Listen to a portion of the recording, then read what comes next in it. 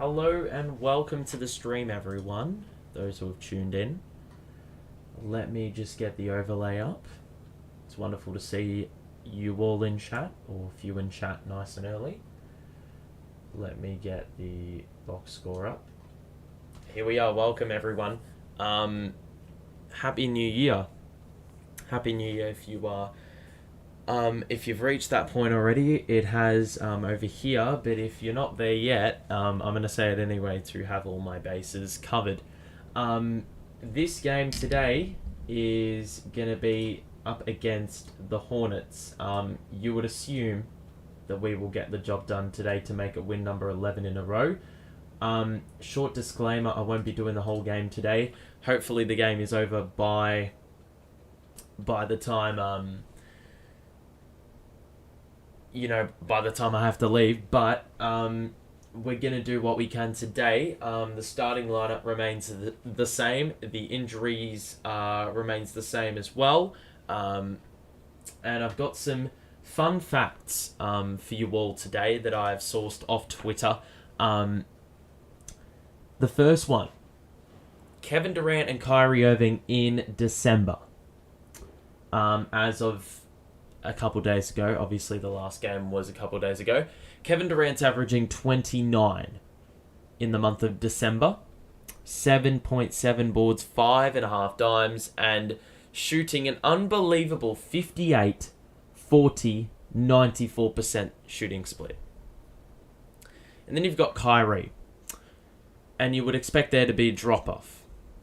Kyrie is averaging 28 points a game, 6 rebounds and 5.5 dimes, the exact same as Kevin Durant in terms of assists. His shooting splits 51, 42, 91. Please tell me how on earth you were supposed to stop these two. The next statistic. And this is going to be feeding off the continuity kind of thing that we've been accustomed to this year and not so accustomed to last year. Sometime today, the big three will have played the same amount of minutes. The current big three, Simmons, Kyrie, KD, will have played the same minutes together that we saw with KD, Kyrie, and Harden. So there you go. I mean, if that doesn't speak volumes about the importance of health, then I don't know what does. KD in the last 10 games, 30 points a game. And the shooting splits, you get an idea. And Kyrie's pretty much the same. What else we got? KD is averaging better statistics than he was pre-Achilles injury, which is nuts. Going at 54%, 40% from 3, and 91% from the free throw line in the last 3 years since he came back. We're also shooting a league best 39% from 3. As a team. But the thing is, Kevin Durant, Kyrie Irving, Joe Harris, and Seth Curry are all shooting below their career numbers. And if that's also not scary for the league, then I don't know what is. So it's fair to say that there is a bit of untapped potential with this team right now. And it's very exciting. In other news, the New Orleans game, it won't change whether or not I cover it or not, because I still will, because it's a good game to watch. But that game will be on national TV now, and obviously it should be. It's a box office fixture. You've got Zion taking on Kevin Durant, so that's bound to produce, well, you would think, a pretty good product. The last time we played the Pels, it was game 1 and we got demolished. Obviously a far cry from that team that we fielded in that game, because that was a pretty dire time to be alive as a Nets fan. But, I mean, a lot has changed since that point, so it's going to pose as a very good sort of matchup. And there was an interesting question that I saw posed on Twitter saying, out of all 4 teams with the same record for second best in the entire league, that is the Bucks, the Nets, the Nuggets, and the Pels. Who is the best? Rank them 1 through 4. So my question to you is, who would you rank? Out of those 4, the Pels, the Bucks, the Nets, and the Nuggets, 1 through 4, what would your ranking be? Because they're all good teams. I mean, you can't use the argument that this team beat the other team, so that means they're better, because it goes in a weird type of cycle that never really leads to any rational discussion. But I'd have to say the Nets out of those 4 teams are probably number 2 or 3. The Pels are playing exceptionally well, and they don't have Ingram. I think they're top of the West, and they don't have Ingram. So sky's the limit for them. Little bit of a worry for the rest of the league. So look, you got 2 teams in the Nets and the Pels who haven't really tapped the entirety of their potential yet. Starting 5 remains the same for us if you've just joined us. I'll have a look at Charlotte's team as well, because why not? They've got PJ Washington, Hayward, Plumlee, LaMelo, and Terry Rozier. So last time we played them, they didn't have LaMelo and they didn't have Hayward. They are missing Dennis Smith Jr., Cody Martin, and Kelly Oubre, who torched us last time round. Nets, Pels, Bucks, Nuggets. I don't think the Bucks are number 3. Bucks, Nets, Pels, Nuggets. I think the Pels are underrated at the same time. So yeah, it's a pretty tough argument to make there. This game, though, if we're talking about this game, we're not even talking about this game. I think it's just that lowly hyped because we're not... well, I just absolutely murdered my microphone there. I think it's just... this game is so lowly hyped because we're playing the Hornets and we've won 10 in a row. So I don't think it could be more lopsided. But then again, this is a kind of game that in years gone by would be a trap game. And with LaMelo back, I'm a little bit concerned, because I feel like he could just absolutely spit roast us at any given point in time. So it's going to be interesting. Could be an upset. I mean, yeah, these games usually you'd flag it as an upset. So, or like for a potential upset in years gone by. Potential trap game. We're getting this one ready though. To those who have just joined us, Happy New Year to you. Yeah, because it is the 1st of January over here. So, hope all the festivities are going well. If for some reason you're watching my stream on New Year's Eve, I don't know what you're doing, but fair bloody play at the same time. Starting 5 remains the same. This is going for win number 11 and win number 15 of the last 16. If we can win this, I mean, I'm lost for words. We'll get the main overlay up for the last stream or the first stream of 2022/23. I don't really know how to, frame it, but let's see how this game goes. Hopefully, we're ending 2022 with a bang. I think I said one too many 20s, but whatever the hell. We're underway, and it commences with the Hornets winning jump ball. And LaMelo will drive, hand it to Plumlee, and he's blocked by Clax already. I mean, he had 6 blocks last game. Ben with the Euro, I think he was blocked by LaMelo. And now Rozier's going to bring it up. PJ wide open top of the key. That rims out, and it will be Nets ball here. Kyrie on the drive. Looks like he got a bit of a trim. And he scores off the window for 2. So First points of the game going in the direction of the Nets. LaMelo, freed up off the screen, is off on the 3, and now Kyrie will bring it up. Baseline jumper, nope! Excellent fake, and Clacks with the alley-oop dunk to finish it all off. So now LaMelo going to drive. Had Royce in the air, easy to LaMelo.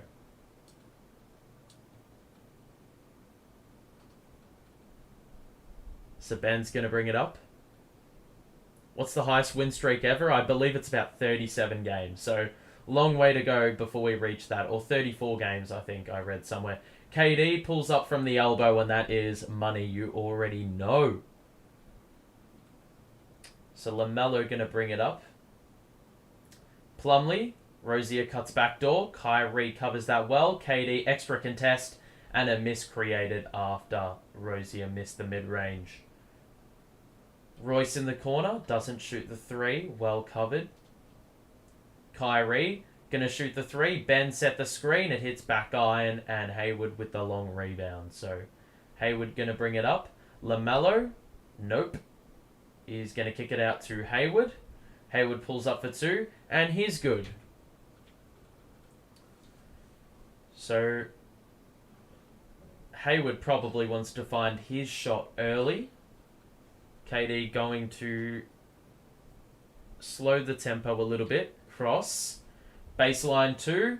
Excellent separation. And he scores once again. So it's been some pretty good offense to open this game for us. Rozier now on the outside. The switch picked up by Clacks. LaMelo from deep. That's off on the 3. Royce with the rebound. Kyrie will bring it ahead. Royce, wide open. Yes! And ever since he's returned from that, that period of rest, he has been absolutely amazing from the perimeter. And we've benefited strongly. One of the many things going right in this recent win streak. Hayward, kick out. Pass was errant. Out of play, Nets ball. Early going. So yeah, I think it's a 34-game win streak. I think the Heat one isn't a record. I can check it though. Oh, we have a turnover. They were too busy showing the replay of the previous play, so I can't actually say anything. But Plumlee scores the easy transition dunk after picking up the steal. Rockets at 30. We have an offensive foul off the ball. I don't know who that was on. I'm not even... We'll do some research. We'll do some research at the next available timeout. So, a couple turnovers in the last couple possessions by the Nets, which is not very ideal. Hayward's going to receive it on the perimeter. The switch now. Plumlee in the post on Royce. They get it to him. He backs down Royce. The kick out for Rozier. The drive. Body bump. Terry missed the fall away jumper. And now Ben in transition to the corner for Kyrie. Tried the wraparound pass, and it was deflected by the Hornets. It will be deemed a kickball. It will be a side out. 71-72 Lakers had 33 for the record. There we go. And obviously that was an incredible amount of time ago. Obviously the league is much more even now, so it would be incredibly difficult to achieve such a feat. Royce with the floater is good. And a 13-6 lead for the Nets. LaMelo on the outside. Screen and switch. Plumlee in the post. Hook shot, foul +1. And it will be an extra opportunity for one more at the free throw line for Mason Plumlee. And Hornets haven't been too bad. Couple different ways they're scoring their offense or their points at the moment. So 7:39 to play in this first quarter, and Plumlee's free throw, usually a bit hit or miss. That one is good. So Ben on the outside, Kyrie gonna drive. Bounce pass to Ben, who rolled. Extra pass, Clacks. Kick it out. No, he doesn't. And he gets the bounce. Clacks on the hook shot. It is 2 more for him. And now LaMelo. So Hayward to LaMelo, who's going to try to take Clacks off the dribble. You already know that's going to be a bit of an issue. Plumlee the hook shot again, and he got the roll again. KD wanted a little bit of an offensive foul. He's not going to get it, obviously. The umpire's call is final. The referee's call, whatever the hell. Turnover created here after we tried to force something that wasn't there. The reverse by Hayward is off. Kyrie swoops. And now he's going to pull up for 2. Early in the offense, he missed it. Try to chase up his own rebound and does not receive it. So now the Hornets the other way. Plumlee lost the ball. That is not a foul. They've absolutely plucked a foul out of nowhere. It's going to be 2 free throws for the Hornets, and I don't know what that... Yeah, I don't know what that was for, clearly. I'm pretty sure he cleanly stripped Plumlee of the ball. Otherwise, yeah, we're just going to have to live with that, aren't we? So 15-11 early going. Welcome to those who have just joined us. Happy New Year, everyone who has not heard me say it yet. But right now, let me just take a look at the box score and let's see what happens here. Just get the box score up. Why is it not loading?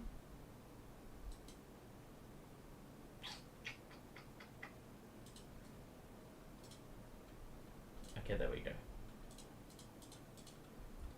Alright.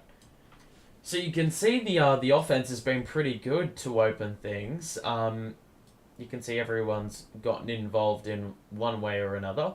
And the shooting's pretty excellent. The problem is Hornets have had a couple extra shots and also gone to the free throw line a little bit. So Plumlee's got 7. He's going for 8 and 9. Amazingly enough, he's been the main source of offense for the Hornets thus far. So a little bit of accountability needed on the the defensive side when covering their bigs. Overall, though, not a bad start. Obviously, it's very easy to begin games like these in a rut and sort of underestimate worse off opponents, and you give them a little bit of a window of opportunity and their confidence will just skyrocket. So at the moment it is fairly under control, but don't get carried away, please, because if you do that, that win streak's going to be at risk. We saw last game as well. The Hawks short-handed, played with a lot more energy in the first half. It took a halftime rev up in order to, it took a halftime rev up to get the job done there. Interestingly enough, Jacques Vaughn, obviously a 10-game win streak here as coach, but the last time the Nets had a win streak this big was in 2006, when, believe it or not, Jacques Vaughn was also the a player on that roster. So, interesting stat for you. So out of the timeout, let's see, it's going to be free throws, first and foremost. For Plumlee, there's been a couple undisciplined fouls. That one was not a foul. As long as we don't start giving up 30-point quarters. Well, yeah, that's one of the keys, I do think. Nets versus Celtics will be interesting. Indeed, it will be. I mean, New Orleans and Boston are going to be the 2 games in the next couple of weeks that are really going to test us. Plumlee makes both. Bit unlike him. Kyrie will receive the ball, and it will be him who facilitates the offense through now Clacks and now KD. Clacks rolled. That was a weird-ass pass. Royce is open top of the key. The 3 is an air ball. Bad miss. And now Plumlee, the handoff to LaMelo, who shoots a 3 in rhythm. That's off. And then Plumlee, who was best positioned for the offensive rebound, unfortunately was not able to gather. So, Nets ball now, and Clax will give it to Kyrie. The high screen, the pull-up two for Kai is off. He has been slightly off in this first quarter. A lot of shot attempts and not enough makes. Excellent spin. Plumlee. Clax meets him at the rim. Another block. That's number 2. And now Kyrie behind the back. Euro floater. Excellent. 2 more for Kyrie. I say 2 more as if he's been scoring like in absolute droves in this first quarter. He's only scored 2 buckets and that was his second. So there you go. Washington on the outside. The handoff to LaMelo. The switch. Ben guarding. Step back 3. That's going to be a travel. 1 too many steps on the step back. That was a James Harden type step back there. Unfortunately, the ref ain't buying it, and it's going to be Nets ball on the side. So, it's been decent enough first quarter. I think it's the turnovers that are really, really in charge of our undoing at times. So we've got to be a little bit more responsible there. Go for the pass that is actually on. Hornets are doing well to read passing lanes. Warren is in the game. Kick out for KD. Doesn't shoot the 3. Drive off the window. Excellent with the right hand. And it's now a 6-point lead. Rozier. High screen Plumlee. Switch. McDaniels open in the corner. That's off. It was an excellent look. However, no cigar for Charlotte there. Durant, the pass to Warren was a bit loose. Warren will try to create his own shot. Nope. KD, top of the key. It is off. Bit short on the 3. And now LaMelo will bring it up. Kyrie will pick him up. LaMelo drive. Plumlee looking for a handoff. Royce does well to cover. LaMelo down the middle. 2 is good. 19-15. The score. 4 minutes to play first quarter. We have a couple subs on standby. Royce, Euro, extra feed. Clax, excellent move to muscle his way under the basket and flip that one up and in. So another 2. McDaniels now. Plumlee going to drive down the middle. Clax is going to be the one that picks up the foul. I believe that's number 2. Not 100% sure though. If you are enjoying the stream, make sure to show your support and also subscribe if you're new. 850 is the goal by the end of the stream, so if we can get there, that would be excelente. We've got Sumner in the game. Clax goes to the Pine. And now we've got Theo Maladone in the game, alongside Mark Williams in the game, who had an excellent game the other day. Rozier is left wide open. That was a poor defensive possession by Brooklyn. I believe Utah is also in the game. KD, going to drive on McDaniels, pulls up for 2, and that was basically uncontested. Easy score.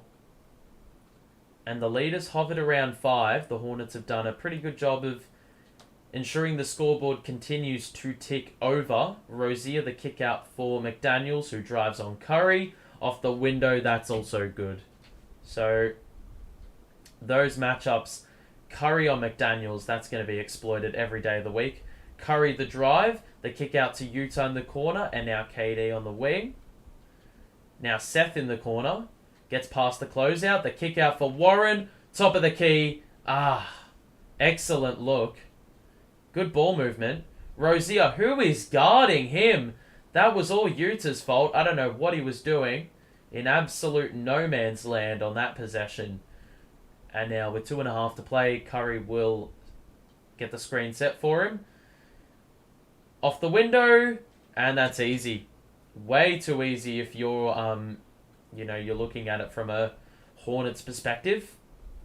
Rosier, now the switch.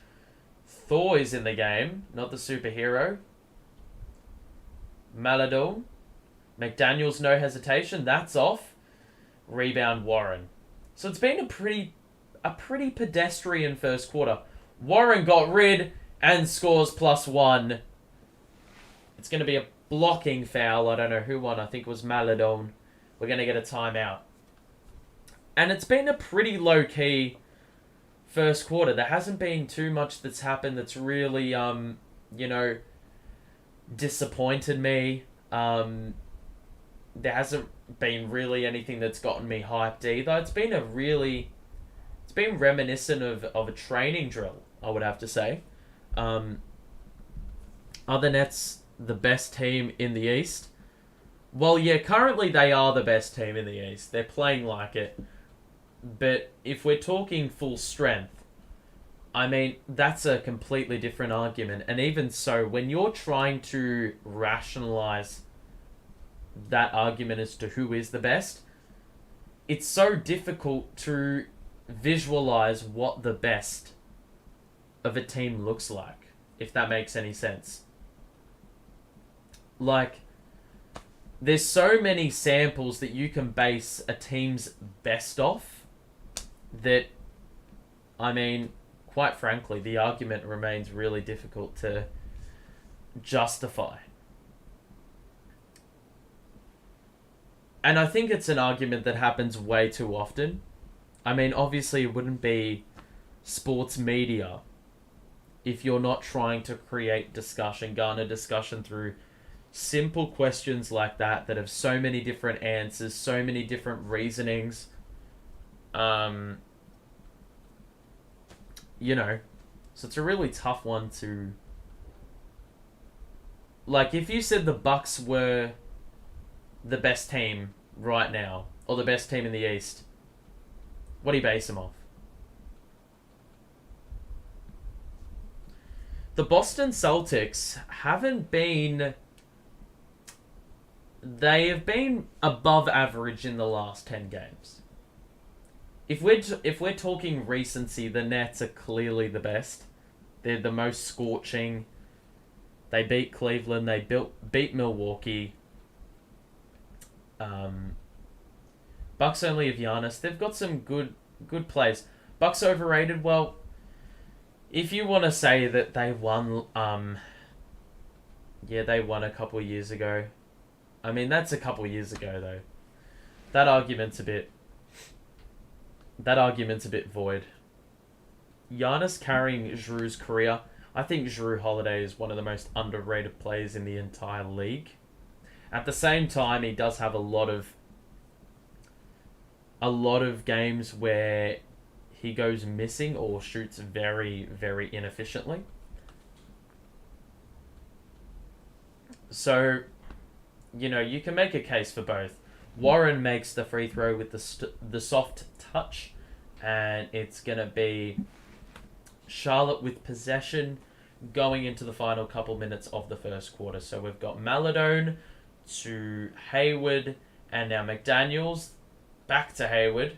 The switch. Hayward not trying for the layup. Not very aggressive here. Maladon is going to get a foul in his direction, or going his way. Nets were feeling nice, so they returned the favour for the points they got on the previous possession. Celtics are scary, JB especially. I mean, yeah, they've got a lot of different elements to their team. Robert Williams hasn't even gone back in the starting five yet. Sky's the limit for that team. So free throws are good by Maladon. Sumner will bring it up. 5 on the floor is Sumner, KD, Utah, Warren, and Seth. So now KD going to drive on McDaniels. He had Utah wide open, but instead the excellent fadeaway over 2 defenders and got the soft bounce off the rim. So 8-point lead for the Nets, and they haven't really moved from first gear. Hayward on the baseline, the kick out for Maladone. Thor in the corner, dared to shoot. That is no good. The rebound by Sumner. Sumner will cross. He is fouled by Maladone. Nets are not in the bonus yet, so it will be a side out. Man, KD is that guy, man. He literally had Utah in about 5 acres of space and still passed him up to score an incredibly contested two-pointer. KD, I swear to God, was fouled there, but who gives a crap? Maladone in transition. The 3 is off. The rebound is secured by KD, albeit not very cleanly. And now we have a chance to get it to double figures. Utah picked up his dribble. He needs help. Sumner going to take Maladone off the dribble, and that's going to be a goaltend. 2 points for Sumner. That's excellent. Nets match up better with the Bucks. Celtics are a matchup nightmare. Well, it really depends on what you define as matchup nightmare, because I think we played the Celtics pretty well in the first regular season meeting. Yeah. Hayward, kick out to Maladone, wide open. That 3 is off. They're getting a lot of looks. We're very happy to give him a couple 3-pointers, depending on who the personnel is shooting it. And currently it's paid off. KD going to shoot a contested 3. Oh my goodness, that was crazily close. That's going to be the end of the first quarter. It is a 10-point lead to the Nets, and it hasn't really been that flashy at all. So yeah, that is the situation. Every game we got swept last year was close, even with Patty, Curry, and Dragic guarding Brown or Tatum for moments. Well, it's just, this year I think we're more defensively equipped to cope with the Celtics. We held them to 105 points. I think the difference is going to be in the offense. If we can find a way to manipulate the Celtics' defense and find ways to score through their defense, that's going to be the key. Because we scored 92 points against the Celtics in the first meeting. And defensively, we actually put them on clamps. So it's really going to come down to whether or not offensively we can get a groove going and put KD and Kyrie in positions to not have to shoot contested 2s every single possession. The addition of Harris, Simmons, Utah, and Warren will help. Well, yeah, they're all big inclusions on the previous season, obviously, where we got smoked in the playoffs. So overall, a pretty decent first quarter. I mean, we'll have a look at the box score real quick. You can see there, that's a rough rundown of the Hornets. Box score, you can see they're not shooting it very well. 11 threes and 1 make. That is hideous. And you can see we're not doing particularly well there either, but we're shooting 65% overall. And that is always going to put you in a position to win. KD's got 10. Every starter has scored at least 2 buckets, aside from Ben, who has only taken 1 shot. So overall, a good balance, I do think. Yeah. Honestly, not a bad start. And look, my energy is a bit down today. Like, you know, it's Nets Charlotte. Like, I've never been less hyped for a Nets game, apart from the fact we could win our 11th straight. What makes the Nets much better is the willingness of the stars to be coached. That makes a big difference in the playoffs. Well, I just think the coach is just better. That always helps. We actually seem to have a bit more of an identity now. A lot more confidence, definitely. A lot more continuity, definitely. So we're not going into the playoffs blind about what this team can achieve, because we're seeing it right here. Nets will have the best record in the East when the playoffs start. I mean, we've got a long, long way to go. Seth Curry to the corner for Utah. We've resumed play in the second quarter. TJ pulls up for the midi, and that one is short. Ben and Kyrie are in whilst KD takes a seat on the bench. So LaMelo, Hayward, Williams, Washington, and McDaniels, the 5 for Charlotte. Curry, Simmons, Utah, Kyrie, and Warren. The 5 for the Nets. And Mark Williams, who sounds like an auto-generated player off 2K, scores an excellent reverse. Kyrie for 3. Just knocks it down in the defender's face quite casually. No worries. We had a few wings and short guards, injuries, and a coach that didn't make good adjustments or care about defense. I'm very interested to see what the coach difference alone makes. Good defense by Utah. Good vertical contest. Forced a miss on LaMelo. Seth is wide open on the wing. Ball fake. Nope, he's forced into a pass. And now Kyrie, the cross, behind the back. Gets past the defender. Lost it. And he's going to get the benefit of the doubt there. It's going to be Nets ball on the baseline. And he was really trying to, show off the dance moves there to get to the cup and score. Curry, wide open on the 2. That's off. The rebound by Williams. He passed it to an unsuspecting Ball. Wide open 3, TJ. You've got to give that to Kyrie in the corner. He was absolutely wide open. So Hayward on the perimeter going to drive down the middle. Forced to pick up his dribble. Nearly lifted the pivot foot. And now Washington with a deep 2. That's not the kind of shot you want to be shooting, especially with the personnel available for Charlotte. Utah the spin, the ball fake, and he thought there was a foul. I mean, I'd have to admit I thought there was 2, but it's going to instead be Nets on the side. So Seth Curry going to look for Ben. Seth Curry open on the 3, that's off. Ben setting the screen there to free him up. LaMelo. Going to drive down the middle. We're going to have an offensive foul on Williams, who decked Seth Curry off the ball. Can't ignore the fact that the Nets are slowly building chemistry. Ben and Joe are going to get better 10-game streak whilst learning how to play together under a new coach. It's impressive. Well, I still don't know what the ceiling of this team looks like.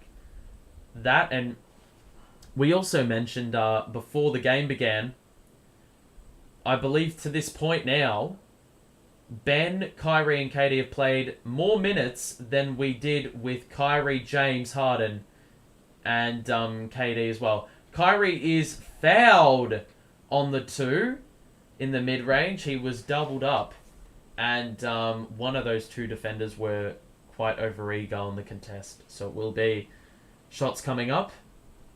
Did he get hit on the arm? Yes, he did.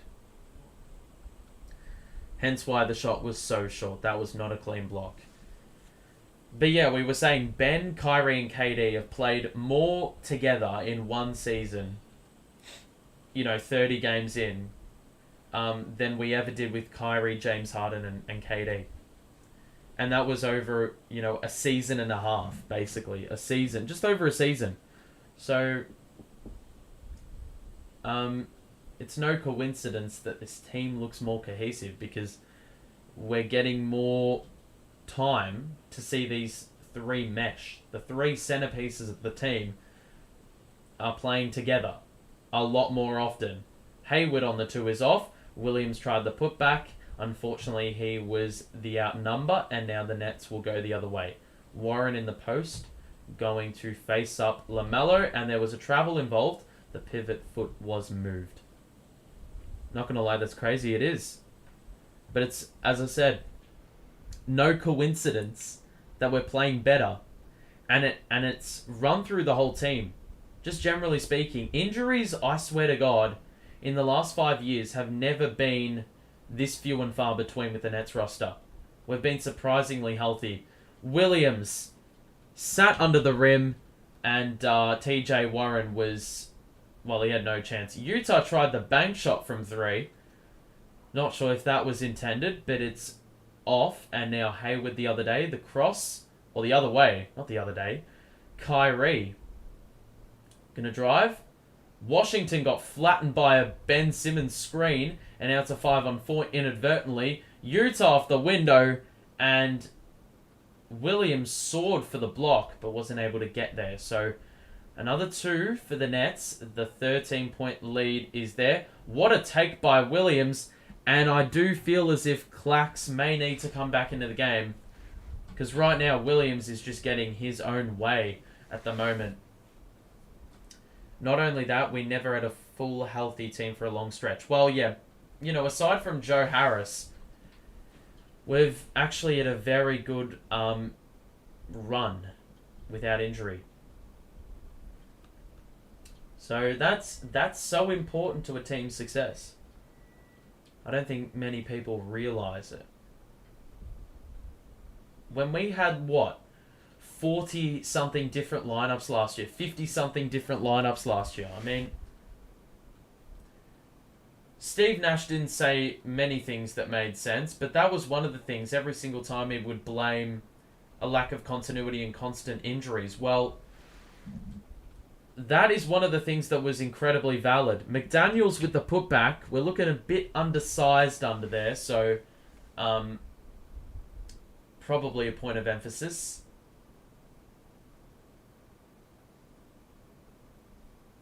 Seth, Ben, back to Seth. Hesitation. 2+1. That was pretty nice score by Seth there. I believe LaMelo hit him on the arm as he pulled up. So it will be an extra free throw to get it back to a dozen. Those who have just joined us, welcome to the stream. Those who are here and have been enjoying, make sure to show your support. Make sure to like the show if you are enjoying. And also subscribe. Let's see if we can get it to 850 by the end of the stream. Yeah. Plumlee. Hand off to LaMelo. Doesn't shoot the 3. Kick out to McDaniels. Rozier on the wing. Got a foul off the ball. It's going to be Ben picking it up. Plumlee seems to be a little bit of an issue for the Nets. The leading man for scoring. Sharp should be given a chance just to see if he can be an option. Well, I don't think, quite frankly, Dayron is an option in the playoffs, but if he needs to be called upon for whatever his services are, then, I think he can live up to the task. Good ball movement by the Hornets. I mean, the problem is they just can't knock down a 3 to save their life. Curry on the outside. Cross and pull up for 2 over Rozier. That rattles out. The rebound, and now LaMelo going to bring it up. To the basket. Clax, good defense. Forced the miss. Washington. What is Seth Curry doing again, man? Every single time he tries the gamble, trying to strip a Hornets player before they go up for the layup. And it will be a basket +1 because of Seth's antics. Dayron's a solid player. Well, yeah, I mean, I don't think the jury is out on Dayron yet. I don't know if I don't know what his ceiling looks like, man. Look, I did think he was going to break out this season. I mean, the sophomore season is infamous for, causing a slump. If you know those players that were drafted a year prior. But I thought Dayron, given the lack of centers on this roster, I thought he would be given the opportunity and would flourish. But early in the season, I just think, yeah, that early season play when he was given the chance, well, we saw what happened. Didn't really end well. So Dayron just needs to work on the pick and roll defense. It's bad. Well, yeah, I think it's the accountability. The accountability factor.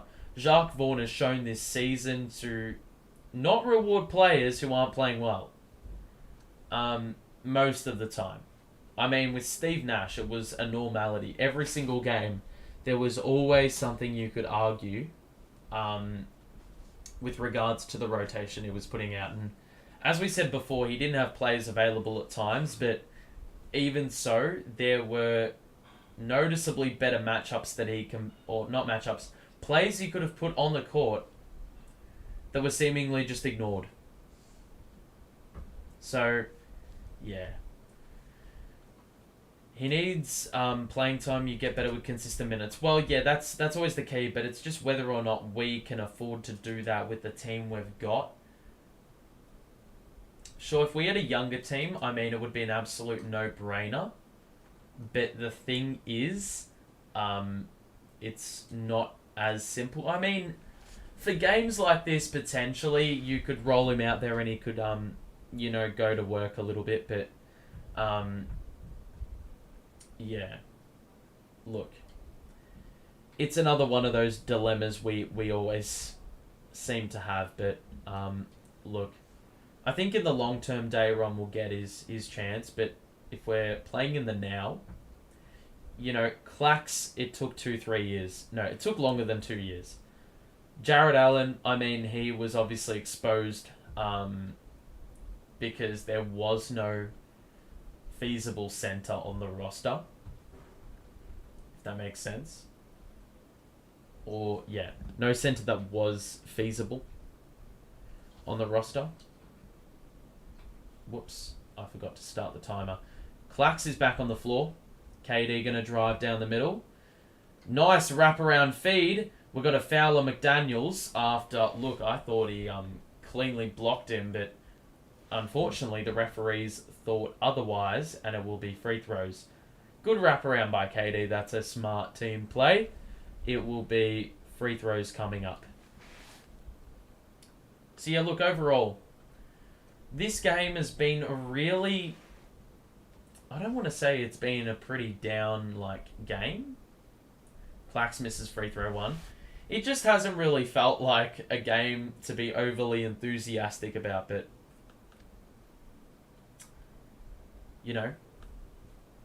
Obviously, games like this, you can't underestimate opponents. Get the job done and go home. That's it. That's all you need to do, Nets. So, Clax, miss number 1. The free throw form looks a little bit better. He knocks down free throw number 2 to split the pair. The lead is back up to double figures. LaMelo, guarded by Royce. Drive by Rozier. Kick out. Slapped it off. I believe it was an unsuspecting Warren, and it will be side out with 6:11 to play in this quarter. They're going to inbound it from the corner. Sumner did well, but was not able to recover. It will be a side out. With 6:11 to play.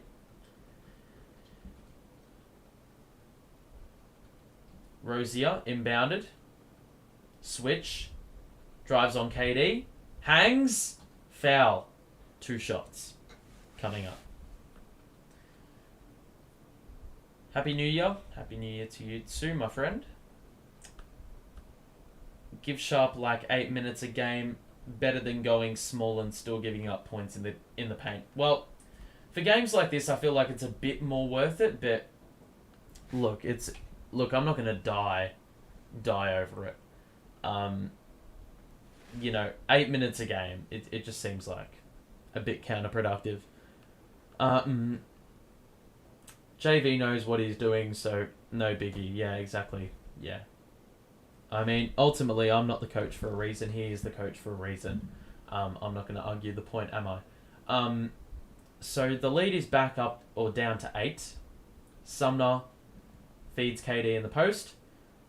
Kick out. Sumner top of the key 3.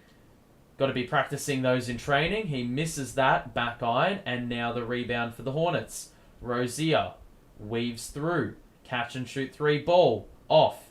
KD rebound. He's going to push the pace. We get it ahead. But unfortunately, KD, once again looking for a pass that isn't there. LaMelo pulls up for 3. That is off. Plumlee with the rebound. +1. Where from? Where is he looking? Once again, the boxing out has been a bit abysmal. KD's picked up 3 fouls this early in the game, and a lot of them have been really soft fouls. Let's have a look here.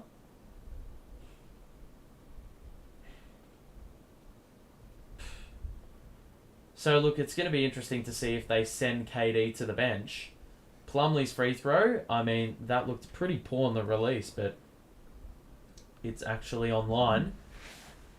And so KD's going to remain on the floor. I would be interested to see how aggressive we're going to be with him. KD, spin move. Oh, that is excellent by Kevin Durant. So LaMelo on the perimeter. Sumner on the outside guarding. LaMelo gets past. Clax, good contest. We've got another foul, and this time Clax will pick it up. So we've got 3 on Clax and 3 on KD. Clax is absolutely perplexed with the decision. And I have to say I'm probably not as much. I think it's a fair call. LaMelo going to go to the line and shoot a couple. The free throw is off. Number 1, hit back iron. So one more opportunity here. We've got 5 minutes to play in this second quarter. And at the moment, yeah, we're still in first gear. Let's be honest here. I think we've been decent enough on offense, but a bit half asleep on offensive rebounding and such. I think the overall defensive scheme's been okay. Forced the 3 ball into the hands of the wrong people for the Hornets, and it's paid dividends. But aside from that, it's been a little bit ropes, I have to say. So we've got about 4.5 to play. KD's going to get it from the inbounds. Royce going to drive down the middle. The kick out. Utah in the corner. Drives. Hook shot. Good. Excellent playmaking by Utah. And lead back up to 8. And now Rozier. Dribbled it off his foot. He's going to have to pick up his dribble. He gives it to Plumlee and now gets it back. Rozier going to drive down the middle. Clax with the block again. Elite rim protector. And it is going in the hands of the Nets as well. Excellent defense. I mean, this guy has been absolutely nuts on the defensive side this season. Got fingertips to it. And it's going to be free throws. Kevin Durant's going to the line. I'm not sure what that is for, but obviously we're going to take those. I mean, Clax, seriously, take a chill pill, mate. Playing like a man possessed in the last few games on the defensive side. He's been nuts. So it will be Kevin Durant shooting another one. After making the first, it is good. The lead is back up to 10. So Rozier will get it past half court and hand it off to Hayward.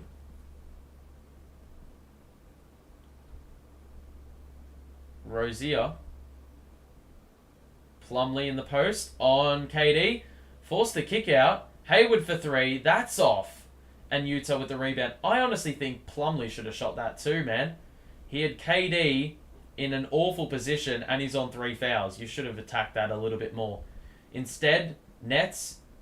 Now, Royce down the middle. Kick out, Utah wide open. That's his spot and he is off. So no one can buy a 3-pointer. It's almost like they've put a cage around the rim every single time you pull the trigger on the outside.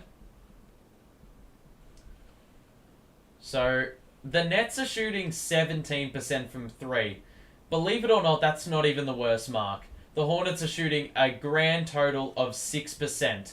Kyrie pulls up for 2. Little fadeaway 2-pointer in the mid-range. So, amazingly enough, the Hornets are trumping our 17% by shooting 6% from 3 on 16 attempts. I mean, that is absolutely woeful. Ball, the kick out. Utah read the pass. It's now a 2-on-2. Utah off the window. Wasn't able to score the 2, but he will get a couple shots at the free throw line. So 51-39 the score. 2:54 to play in the first half. Stuff the chill pill. Let him keep that up. I mean, I'm 100% for it. I love watching Clax play, but Jesus Christ, man. At least give the opposition a chance. Far out. Man. Let's go box score. And you can see KD's got 14. Let me just get a little bit of water. Kyrie's got 11. I mean, those two haven't really had to try, to be honest. Clax is 7. Royce is 5. I'm pretty sure everyone has scored aside from Ben. Yep, my suspicions are correct. 57% from the field. That is awesome. For Charlotte, 12 to Plumlee. He has been their best by a country mile. And then you've got Williams off the bench with 6. Bro, that shooting number is abysmal, mate. 1 of 16 and 33% from the field overall. I mean, it's actually a miracle they're only down 12. Imagine if we were shooting properly good from 3. This game would be over. And even still, it seems like it's already done. I mean, famous words said before disaster, but look, I've said it now. I can't really take it back, can I? So, in case you also didn't get the memo, we will not be doing the entire game, depending on when this game is over. Look, I'm hoping it ends quicker and we have less timeouts and whatnot. So hopefully this game gets blown out of proportion very early, so we don't miss like too much of the game, don't miss too much of the action. Hopefully I can leave when the junk time squad is in. But yeah, we should be able to, at this rate, see the majority of the game. If you are enjoying the stream, make sure to show your support and also subscribe if you are new. Yeah, make sure to subscribe if you're new. We are close to 850. We may already be there, so yeah. But thank you for the support in the month of December. It is amazingly correlated with the Nets' success that the success of the channel has grown. So, look, hopefully the Nets keep winning so I can, what's the word? So this show can keep on flourishing, which is, it's awesome to see. It's awesome. We've had a lot of new people come to the stream and become active viewers, so I do appreciate you all for your comments and whatnot. LaMelo in the post. No, that's not LaMelo in the post. He fed Washington in the post. Good rebounding. What? They said Utah was standing on the sideline. What are they talking about, fam? Where are you looking? He literally looked down at the floor to acknowledge where the baseline was. That's a joke, man.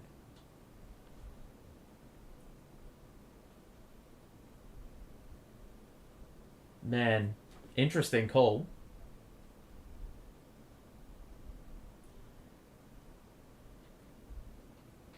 LaMelo. So Hayward and now Plumlee. Back to Hayward and now Washington and now Rozier. Now Plumlee in the post. Backing down Utah. Kick out for Plumlee to Hayward. LaMelo top of the key. Good ball fake. 3 is good. And finally, something has actually gotten to go in this game from the perimeter. It was only a matter of time before they knocked a shot down. And now Clax going to feed Kyrie, who shoots the 3 in response and knocks it down. Absolutely killer. I mean, the fact that they knocked down a 3 after missing like 15 straight, only for the Nets to respond immediately with a 3 of their own, is an absolute kick in the guts. But now the Hornets pinged for a turnover, and it will be Nets with it. Up 13. 1:35 to play. Plumlee overcommitted. Clax, hook shot. Excellent work. You can tell he improved his craft in the off-season because he wasn't that assertive last season. And it is a belief thing as well. I think Clax just believes that he can... Every single player that comes up against him, Clax believes he can beat him out. It's going to be a 2+1 for Rozier. He was fouled by Kyrie on the interior as he went up for 2. Kyrie a little bit overeager on the contest. It will be a couple of shots for Rozier.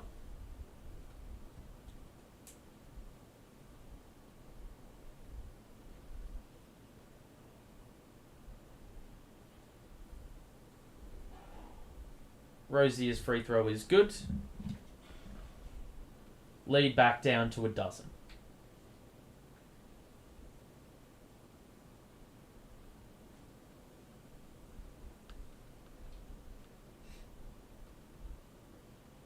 Kyrie going to drive on LaMelo.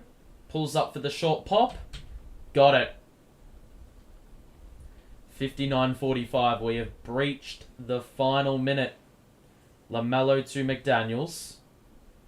Washington got past. That's an easy dunk. Uncontested. I don't know what happened there, but Jacques Vaughn definitely won't be too happy about that. Kyrie. High screen Royce and the switch. It's going to be an ISO for Kyrie. Step back 3. It's off. Clax tried for the rebound, but unfortunately, more Hornets' hands involved. Rozier drives. Oh my god, where is the foul, man? Is that number 4?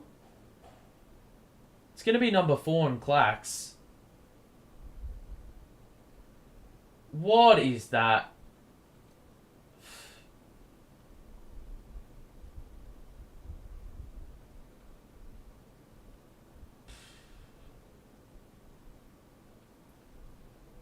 Terry's going to shoot. Free throw 1 is good. So, Clax has 4 fouls. KD's got 3. Kyrie is, I think, 2. I mean, we'll get that sort of verification at the half. I don't know what the hold-up is. Utah goes to the bench. KD back in the game on 3 fouls. Don't want to risk that at all. But obviously we do like to live dangerously. If all those close games against shitty opponents doesn't, say that enough. Terry's free throw is good and the lead is back to 10.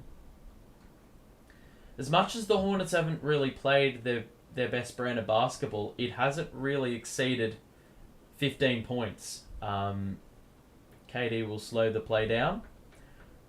High screen set by Kyrie, the switch. Rozier on him, he's doubled. Kyrie, they do well to trap. Kyrie somehow, oh my life, off the window. I mean, he's got some severe handles, and even despite being under an excessive amount of pressure, it didn't matter. Whew. Half time, the lead is 12.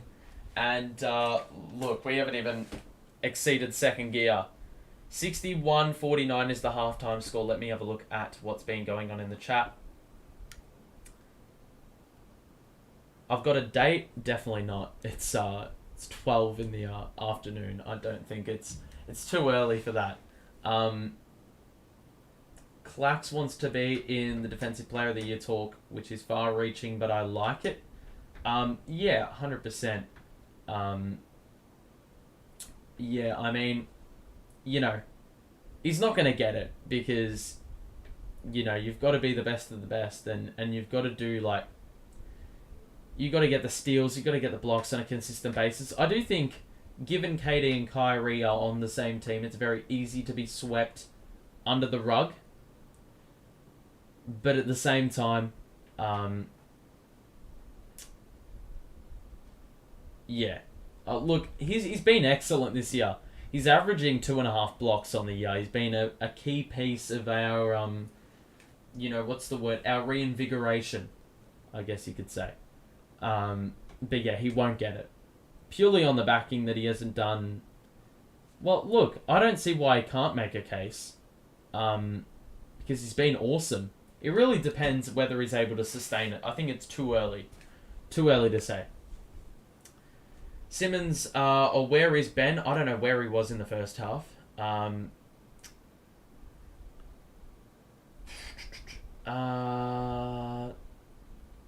Raphael, I'm assuming you're saying Happy New Year. So Happy New Year to you. Happy New Year to you too. Don't care about awards. He's just been so good. I mean, yeah. Ultimately, we're all about winning a chip. So, any other success that comes inadvertently from good team play, I mean, it's an added bonus. It's just like if KD wins MVP.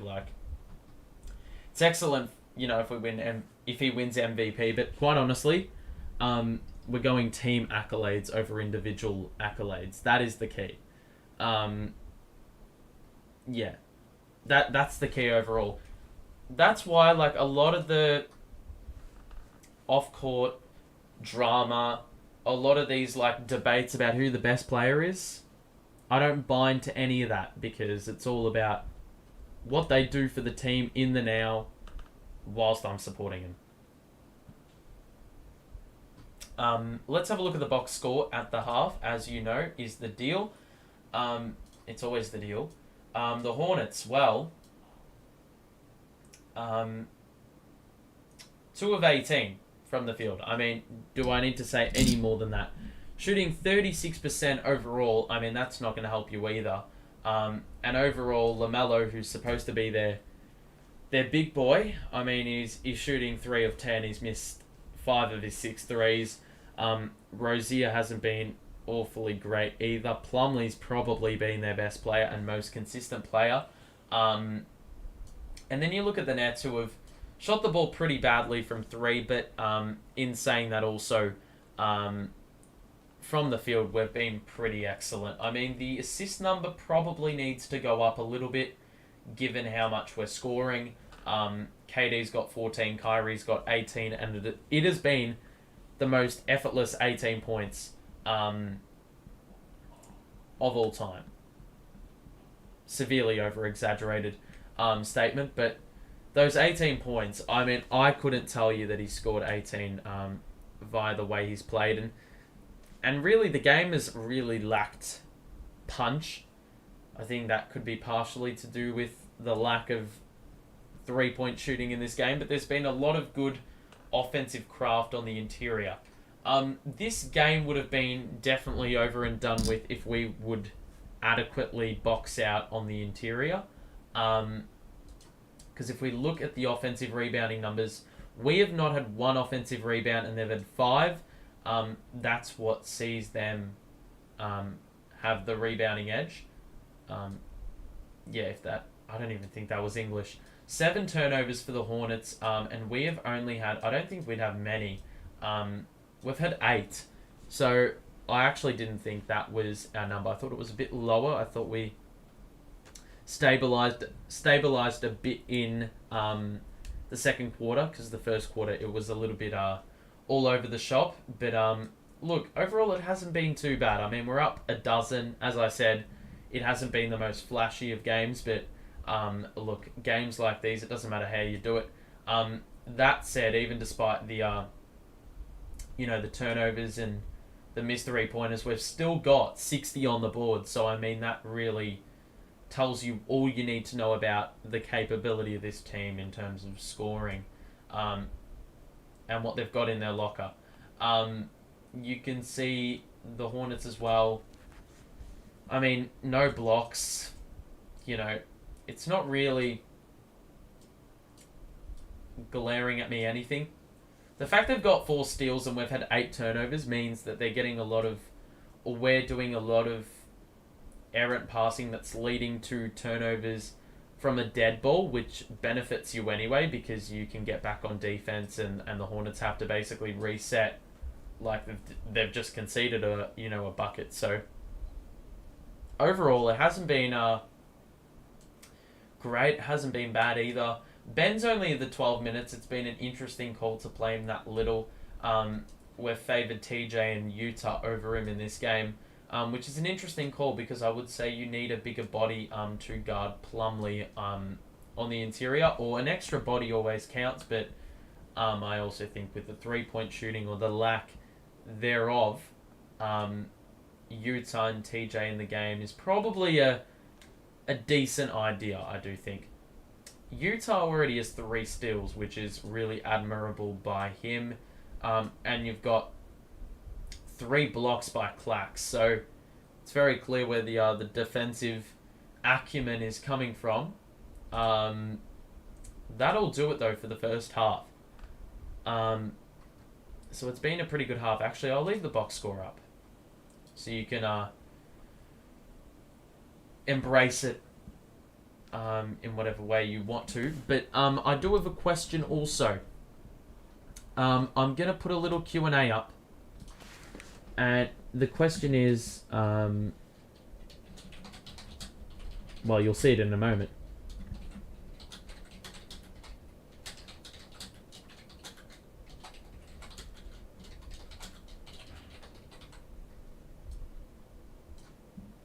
Okay.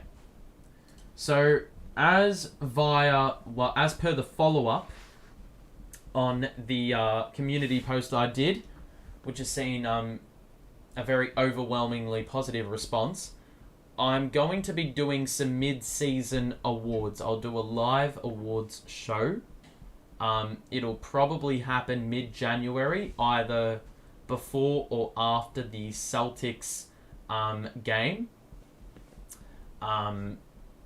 So stay tuned for that. But what I'm going to do is there's a little Q&A that's going live right now, and I want you to name.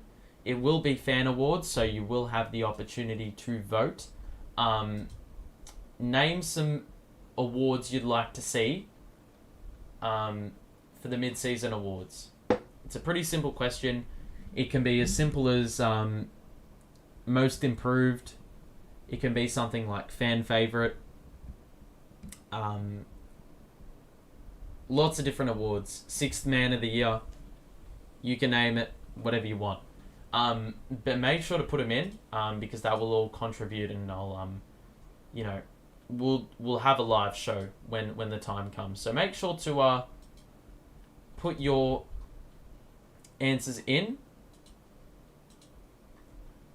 Because ultimately it is fan awards for a reason. So if you've got any unique ideas, obviously we've got the mainstream ones, but if you have any unique ideas that you would like to put forward, and I can include it in the awards, then make sure to go ahead and type away your response that you'd like to see. Around the grounds, I mean, if we talk about standings as well, Cleveland are currently up on Chicago by 5. Who else is in the vicinity? Not really anyone else playing today. And tomorrow I can't really see. If I can just get the scores up.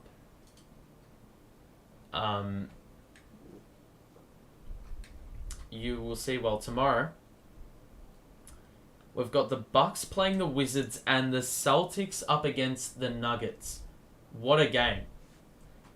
That's going to be an incredibly entertaining contest. I mean, if we look at the standings overall, a win today would see us go back up into the 2 seed. The Celtics are 5-5 in their last 10, and the Bucks are 4-6. So we are, well, Obviously, you can't get any better than we have been in the last 10 when it comes to record, but we will go back up into the 2 seed, 2 games behind Boston. It really is setting the stage for an excellent game in a couple of weeks. It'll be next week, basically, or in a week and a half or so, between the Nets and the Celtics. I mean, it's going to be a good matchup. Both teams should be at a much higher level of health than they were, about a month or so ago, when obviously we last went head to head. So I don't know. It's going to be a tough one. I honestly could not pick a winner in that game. Obviously, I'd like to think that we probably have the upper hand, but obviously the Celtics is a team you can't underestimate at all. So look, I think nonetheless it's going to be an excellent match. It's going to be highly anticipated. It is on national TV as well, so we probably will be streaming it given the stakes.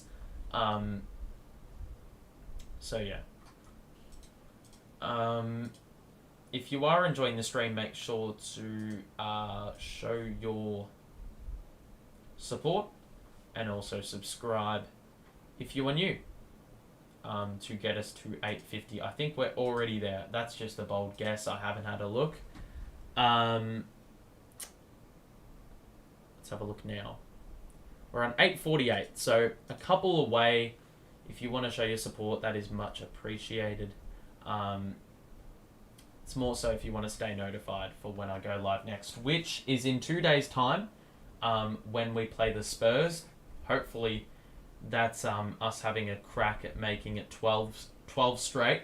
It would be such a Nets thing to lose against San Antonio, given the Spurs. I think they had it was like a 16-game losing streak, and the only game they beat in the last, they lost 15-16. The only game they won was against Milwaukee, which logistically makes zero sense. But look, I'm not gonna say anything. I mean, that's the only scary thing. The fact that they can do shit like that and beat really good opposition but lose to basically every other team in the NBA. What team do I think will end the Nets win streak? Quite honestly, I think the Pels will do it. Man,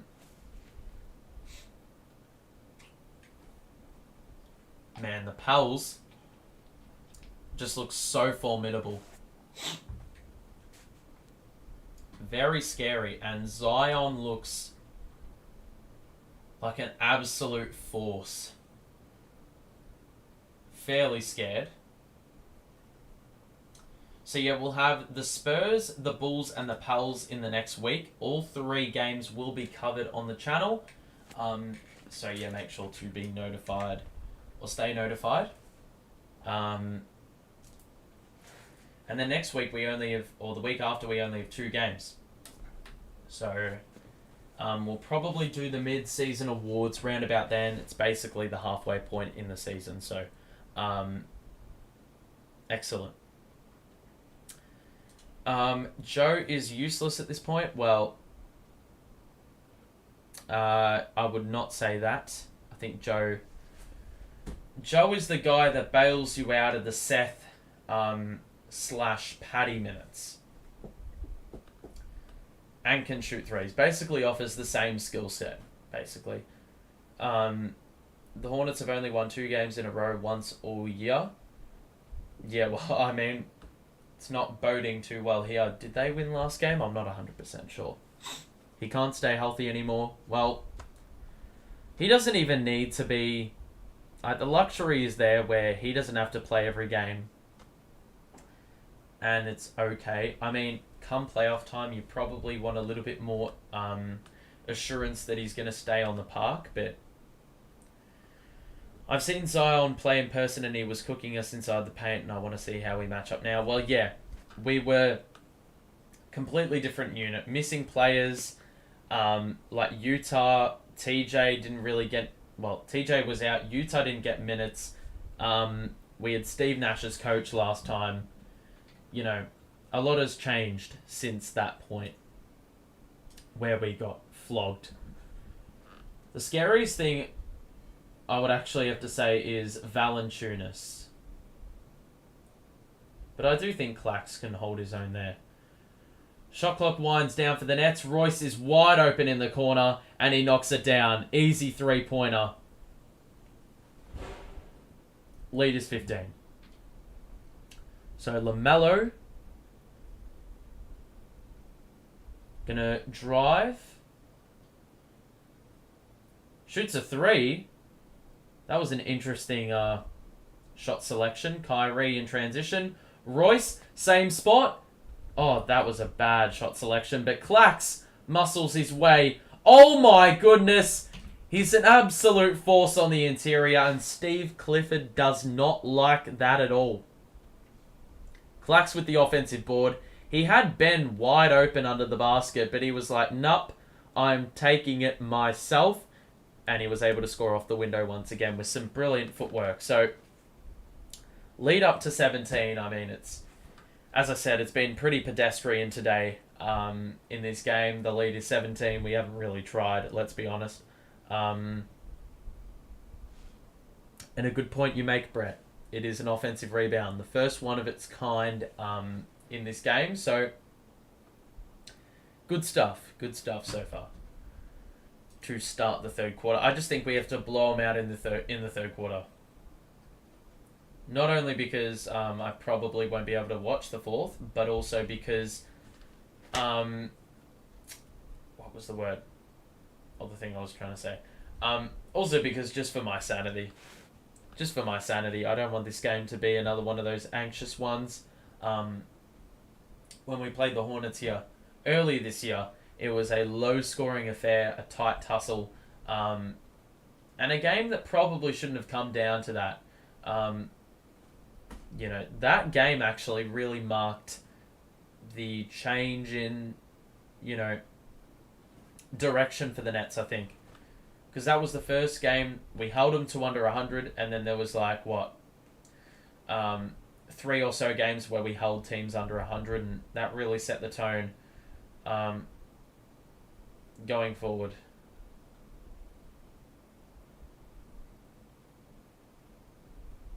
That's basically why we are in the position we're in now.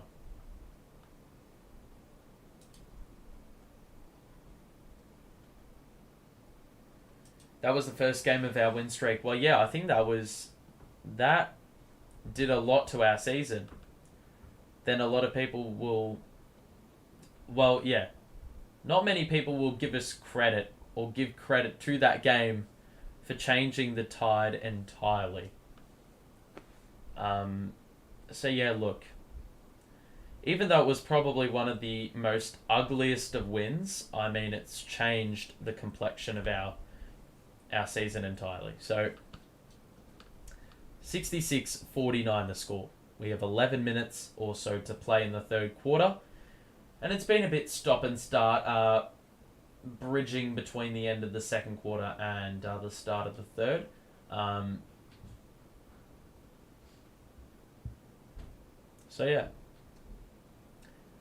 Play will resume shortly.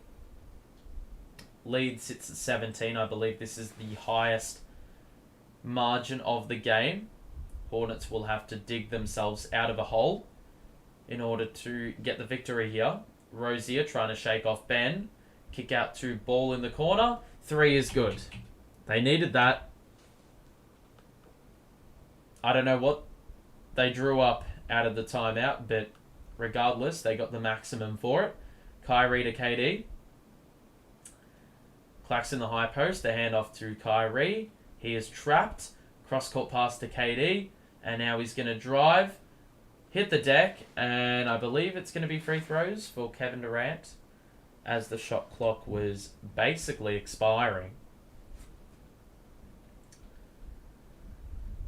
So, fairly good stuff. No, it's going to be a side out.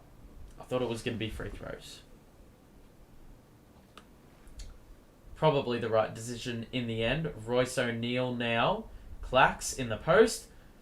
Again! Just put the head down, got to the position he wanted, had Plumlee out of position, and another 2-pointer off the window. LaMelo, hand off to Rozier, drives on Clax. Don't go near him. Hayward, LaMelo, he's going to be forced to shoot another 3. That one is good. And look, granted, I don't think you can play any better defense than that. You're forcing LaMelo to shoot jump shots. And given they couldn't hit a 3 to save their life in the first half, it's probably the shot you want to be giving up. Even though Kyrie had a hand in his face. Kyrie going to respond? Nope. LaMelo with the rebound. Lead is 13. Plumlee in transition. It's going to be an easy 2 for Plumlee. I thought Washington just basically set a moving screen on KD off the ball. So KD couldn't even contest. But regardless, if the referee ain't going to see it, then it's a smart play. Durant going to drive off the window. That's an easy 2 for him. Very regulation. And the lead's back up to 13 again. LaMelo, cross. Nearly lost his footing. Bullet feed to Washington. And that is a third 3 in a row for the Hornets. So I believe they've already hit more 3-pointers in the opening 3 minutes than they did in the entire... than they did in the entire first half. So, far out, man. All-time, who is better, Lakers or Celtics? Well, yeah, I can only speak from a statistical standpoint because I didn't exist. I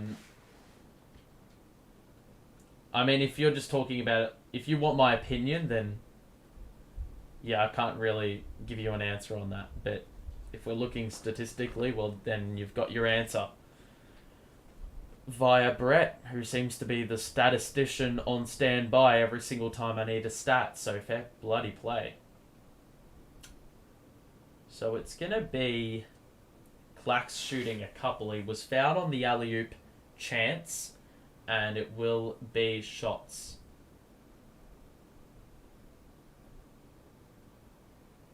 Gee, air ball on the free throw, far out.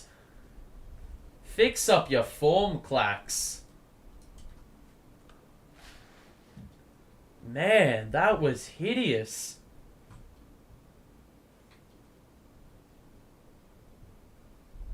Let's see if this one works. Yep. And that one was swish. I don't know how you can go from so shit to so good within one free throw. So Hayward on the outside. Rozier now going to get past Kyrie. Good vert by Clax. The ball is deflected out of play after it was ricocheted off a couple of players. Good stop nonetheless. It will be a side out on the baseline. So Hayward. Good defense by Ben. He denied the inbounds. It will be Hornets ball though again. This time on the side.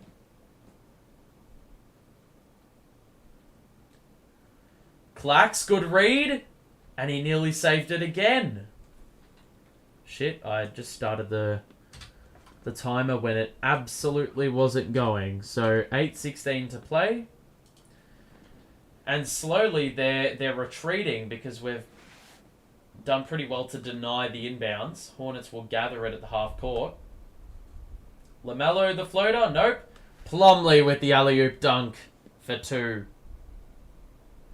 Lead back down to 9. KD. And now the high screen by Ben and the switch. Washington going to pick him up. KD for 3. Missed it.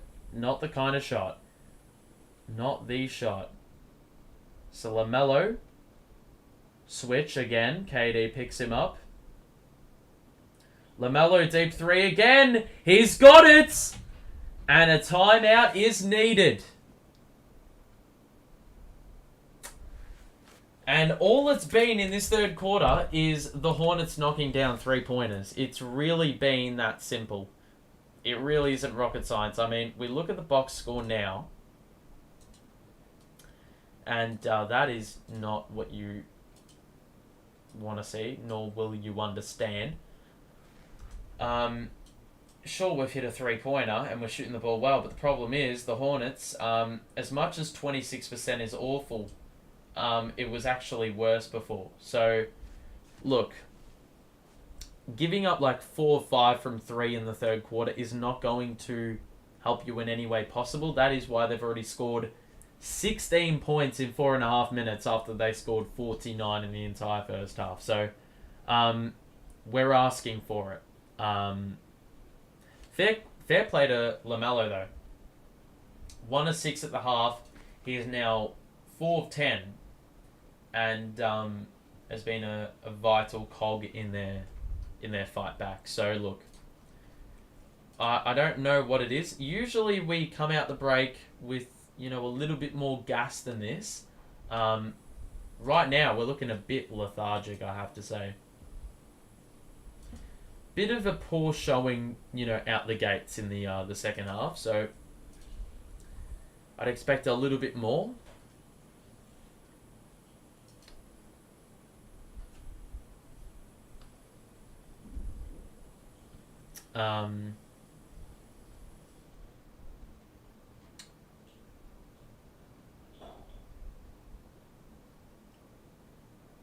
Yeah, okay.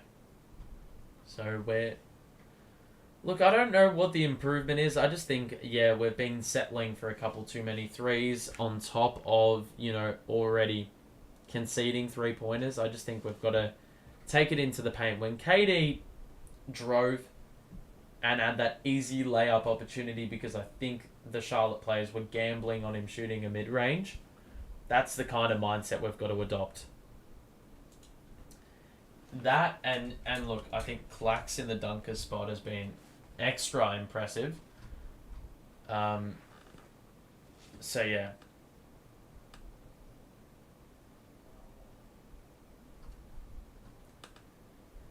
Okay.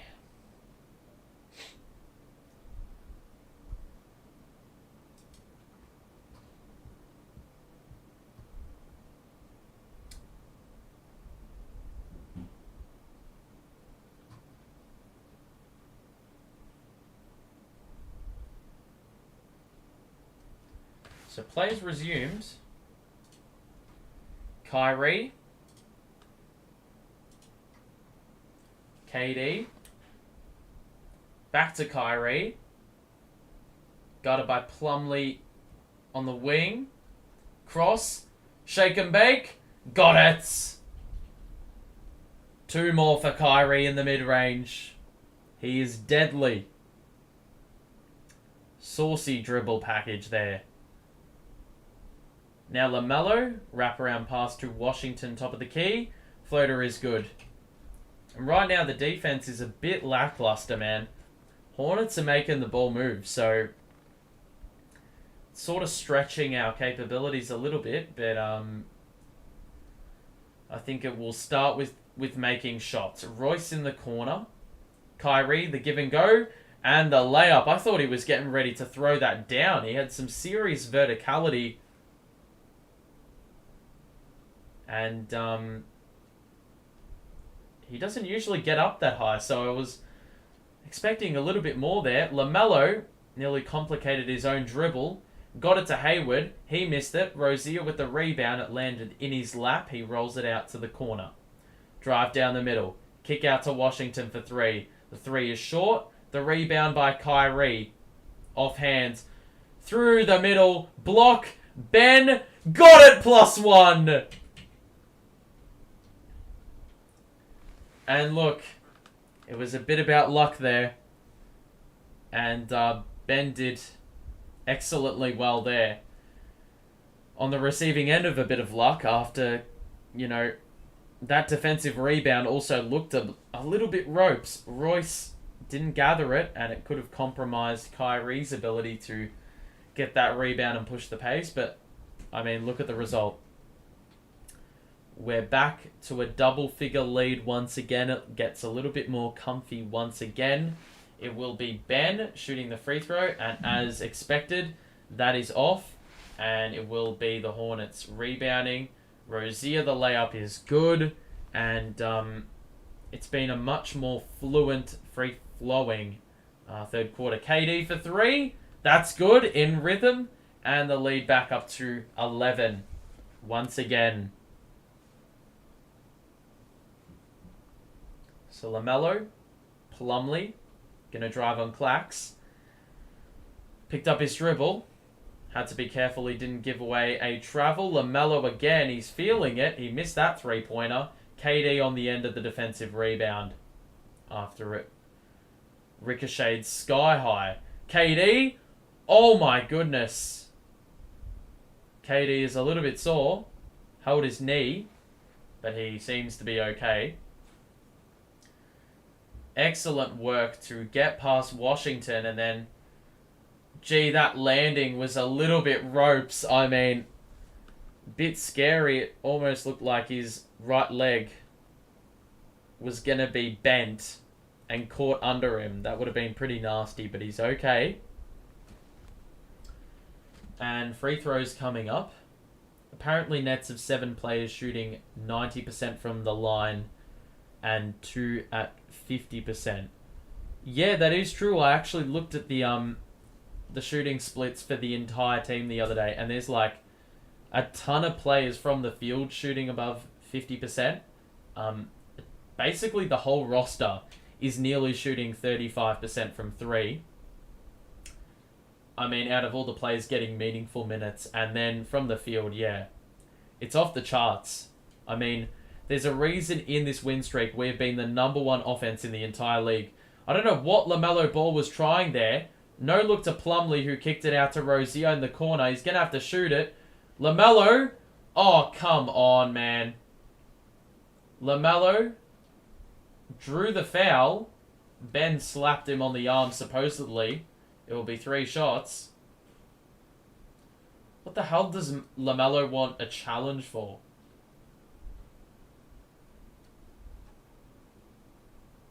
Oh, I think he slapped him on the face. So I don't know what's going on here, but it's going to be free throws for LaMelo. 3 shots. Unintelligent foul there by Ben, but is what it is. Bit of a killer given there was 2.8 seconds on the shot clock. And, yeah. I mean, just the dumb decision. Seth Curry's going to come in for Charlotte, Maladone, and Thor. Will rejoin the contest. LaMelo makes number 2. The subs will check in now. So 4:50 to play in this one. Ben will take a seat after playing a solid 7 minutes in the quarter. LaMelo's third free throw is good. And it will be Royce handing it to Clax, and Royce will bring the ball up with about 4:50 to play. So LaMelo picking him up on the outside. Seth Curry on the wraparound. KD, 1-2. Seth, bounce pass to KD. Royce doesn't pass to the corner. Extra feed. He was looking for Clax, and it's going to be deflected out of play once again. So we've got 3.4 to get a shot up. And after it was a pretty poor start to the quarter in terms of, defense. It's been a good comeback. KD, the one-legged runner, as the shot clock expired. Are you serious? He wanted the shove as well. He wanted the +1. He's not going to get it again. This is the Brooklyn Nets we're talking about. Maladone to Plumlee in the post. Hand off to Rozier. Shoots the 3. Oh my life. How has he scored that? And the lead's back to, well, I think Toe was on the line. So it's back down to 10. High screen Curry, the switch. Nope, they're going to keep McDaniels on him. KD pulls up for 2. He is short on that. It's usually money for him. And now Rozier going to spin on Royce. Wild layup. That's off. Rozier still on the ground. It's a 5-on-4. KD to Seth in the corner. Catch and shoot 3 is money. Excellent. And Seth with an excellent score there. We're going to get a timeout with 3:22 to play. And the lead has hovered at this margin pretty much the entirety of the third quarter, aside from when the Hornets were able to dig in and get it down to 5. Then we responded quickly and the lead has not wavered.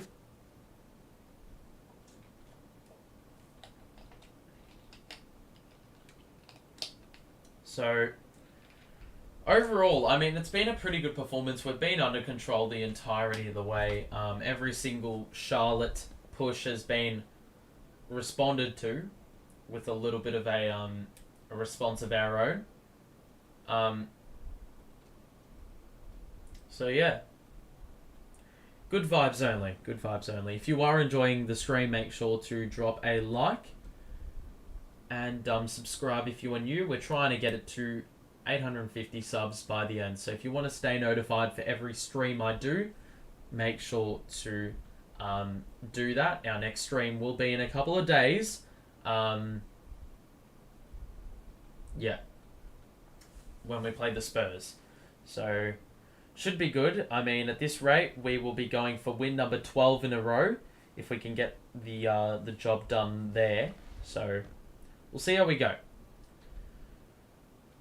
We'll see how we go. But it's about living in the now at the moment. And currently, we seem to be in a bit of control. I will have to head off in about 15 or so minutes. But we've done a fair portion of this game, and we've probably gotten the main bulk of the highlights out of the way. Hopefully I don't miss a good climactic ending to the game, hopefully. We'll see how we go. But 3:22 to play. It is a 13-point game.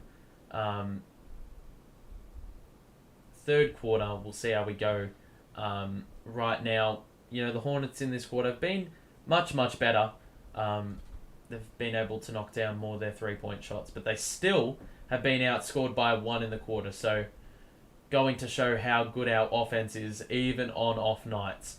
Rozier, Maladone, going to take on Curry, gets past him. The extra feed to Plumlee was awesome. And 2 points under the basket for him. So he has made a living under there in this game. Plumlee will pick up Curry on the outside. KD going to receive it with McDaniels on him. And he is doubled. He's got Warren, who arrives for help and shoots the fadeaway baseline 2 and scores again. And now Rozier the other way. High screen Plumlee. No switch there. Spin by Maladone into the paint. The kick out to McDaniels. Good ball fake. The 3 is off. The rebound by Warren is good. And he took a shot, so it's going to be a foul. And we're in the bonus, so that is not a smart foul, especially when you're trying to get back into the game. Easy free throws without the time moving is probably not a wise decision, but regardless, 2 free throws for TJ here. And we'll see how we go.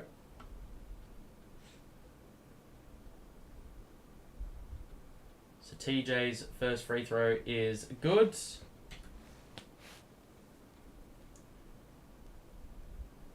Hayward checks back in for the final 2 or so minutes.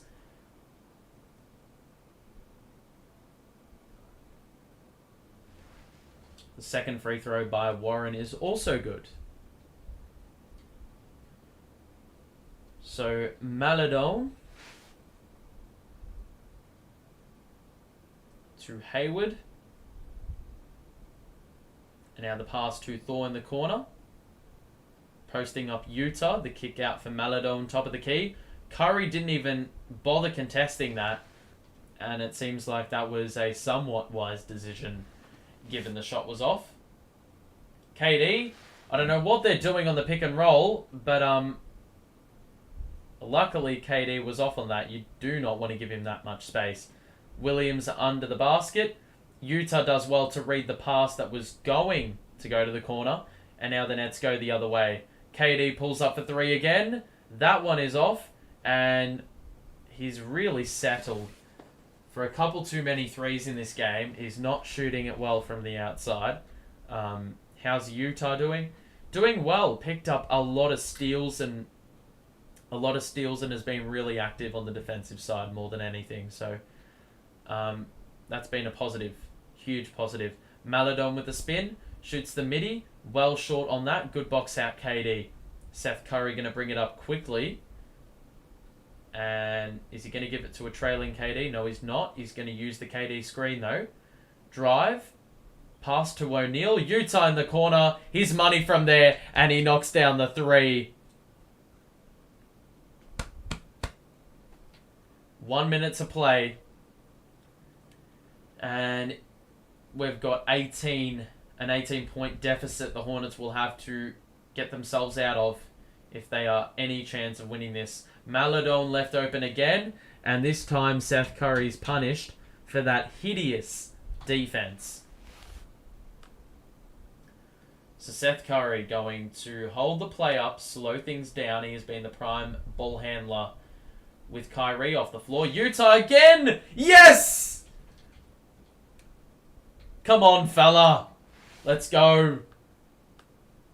And even with Kyrie off the floor and KD not making shots, Utah is there to deliver. That's why we've been so good in this win streak. Whoa! So we left some dude open in the corner and he's airballed the three. So an excellent defensive scheme if you ask me. Playing a little bit of 2-3 zone, I think it was. Seth Curry, where on earth is he passing that? And the shot clock expires. That is the third quarter done and dusted. The lead is up to 18. And you would assume that this game will be over.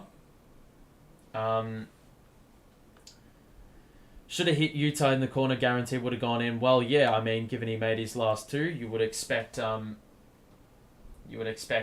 same result yet again if he was wide open. But look, I'll tell you what. Yeah, it's just a problem when oppositions have to deal with KD and Kyrie, and even when they're not performing, other players, it's their time to step up and they embrace it fully. We'll have a look at the box score here.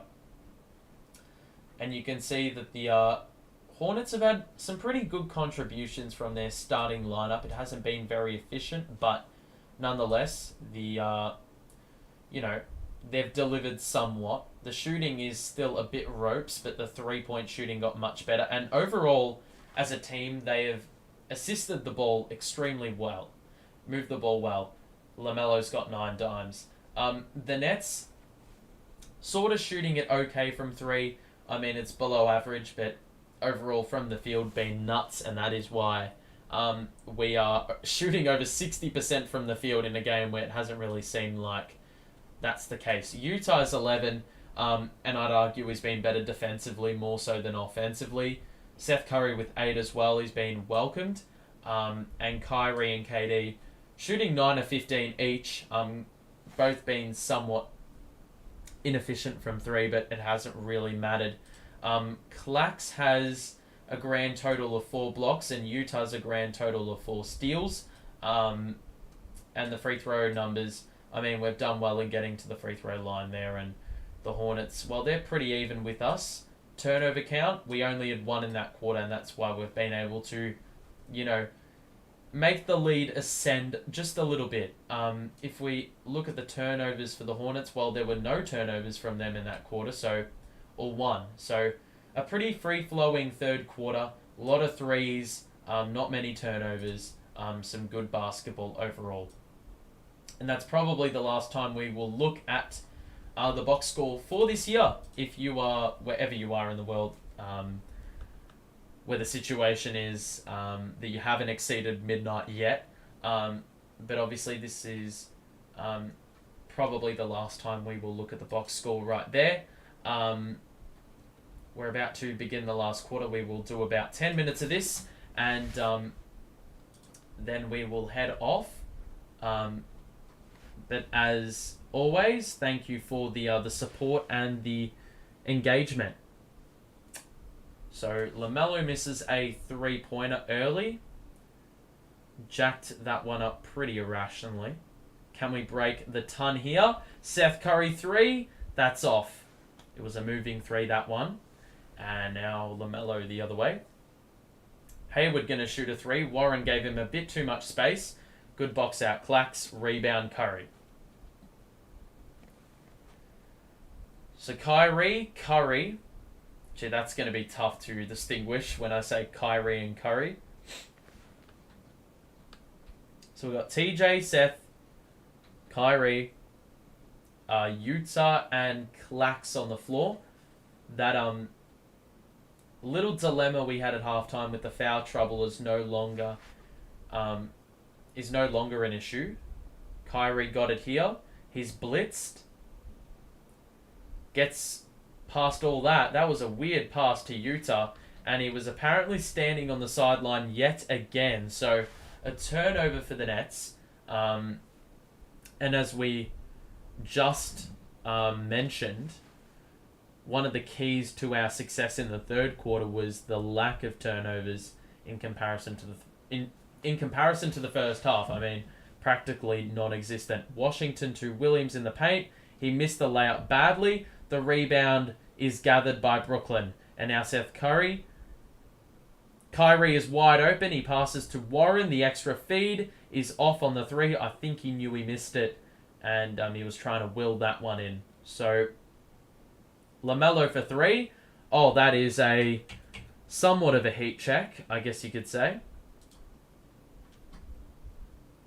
And the lead's back down to 15. Kyrie to Warren. High screen Clacks. Warren off the window. Excellent score for 2. And now LaMelo, is he feeling it? Does he want to shoot another 3-pointer again?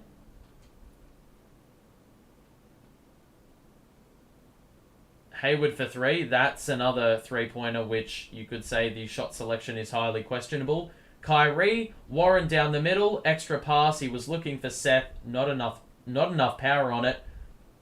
And then McDaniels bounced it off his foot and held up the entirety of the offense, and they subsequently get pinged for a travel. So,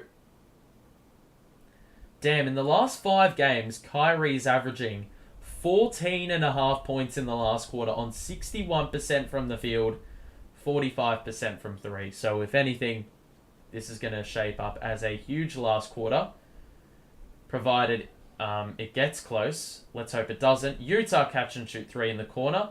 That's off. The rebound by McDaniels, who now takes it all the way. And it's going to be a foul plus 1? Surely not.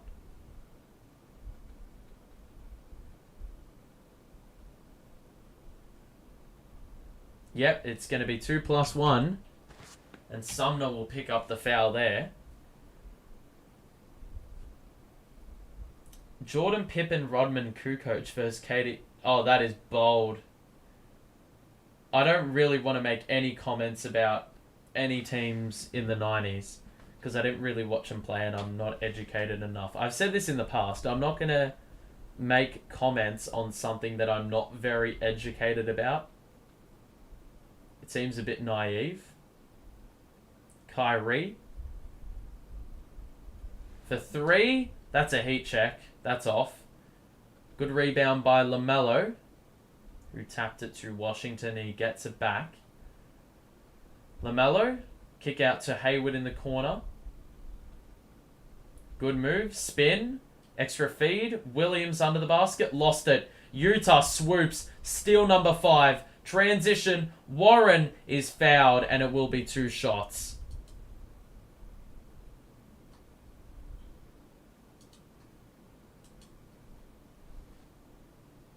The the structure is similar, sure. If we're talking point guard, shooting guard, small forward, power forward, center, then yes, you are correct. Luke Longley is supposedly an Australian legend, but yeah, I can't. As I said, I can't really engage in conversation if I don't know their game enough. Sharp, Cam, Paddy, and Sumner need to play. Well, yeah, provided we get the game over and done with and deal with what we've got in front of us at the moment. We breach 100. LaMelo. Gonna drive. Extra pass. And Kyrie did well to swat the ball out of the hands of Williams. However, it's going to be a foul anyway. We've been a little bit stop-start in this last quarter. 8:30 to play in this last quarter, as just said. The lead is 15.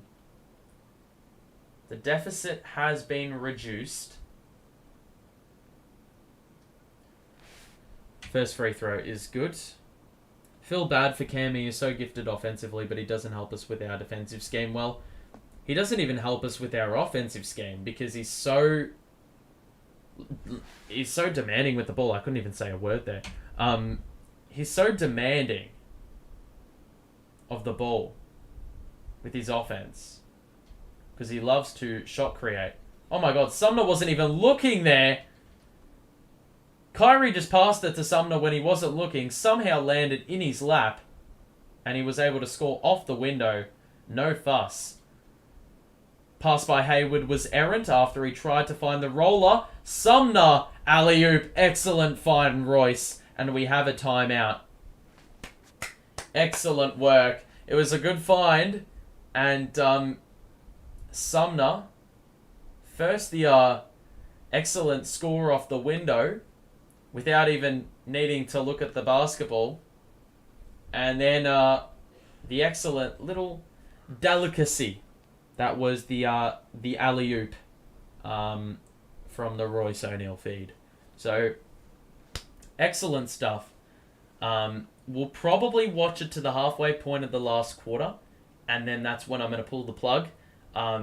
Those who have tuned in, make sure to like the stream, and also subscribe to stay notified of when I go live next, which will be in about 48 hours. The box score is looking like this. I mean, a great spread of scoring. Once again, you've got, is it 5 or 6?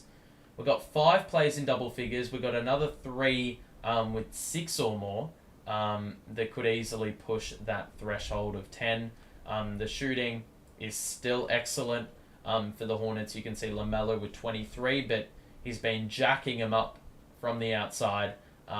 And then you can see their shooting splits have not been ideal one bit. So overall, the bench has been good. Some good contributions there. The starting lineup has done what it's needed to do.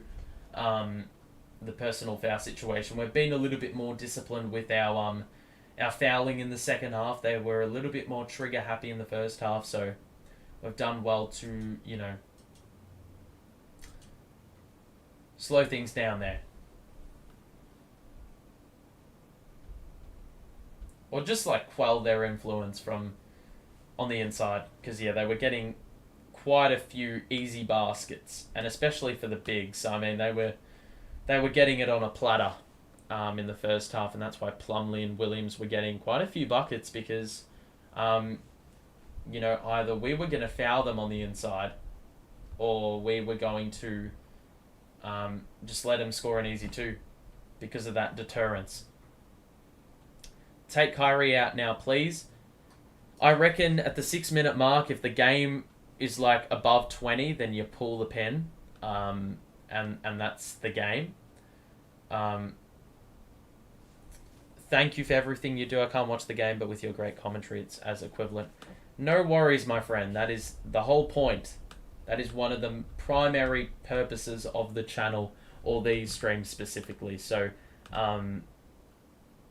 no worries, my friend.